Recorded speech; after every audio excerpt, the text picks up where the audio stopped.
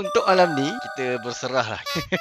Ni ikon perangan $1,000 untuk news. So apa nak jadi-jadi, kiranya news ni kalau karam-karam lah. Kita tengok kaya atau kayap. Struktur dia dah berubah-ubah dah. Tapi saya target B lah. 3 minit lagi kan? Barang dah fly sebelum news. Seminit lagi. Masa berbaki lagi 30 saat. Mari kita lihat. Okey. Mulai.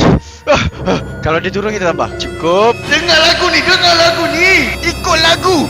Bodoh. Masuk chorus kau pergi turun apa. Go. Aduh, aku tak tambah layer tadi kat bawah. Oh, aku tak full margin lah. Tapi tak apa. Still in profit. Oi, fly oi. Oi, $400. $400 okey lah. Bersyukur lah. Dah dekat RM2,000 Malaysia. Kita menang lagi lah, geng. Semalam dah menang. Hari ni menang lagi. CPI menang, PPI menang. Siapalah akal ni? Kau tengoklah aku buat video tak ambil. Ni kerja bangang namanya. Si bodoh ni dah $500 tak nak ambil tadi dah. Kenapa? Sekejap lagi dia naik. Janji kita collect, okey? Bodoh, RM2,000 dah tadi. Nope. Tu. Kita slowly collect, okey? Kita collect layer-layer atas ni dulu. Wow. Kita tinggalkan layer-layer bawah. Yang lain kita collect, okey? Dah 65 pips. Okey, malam ni kita menang news lagi sekali.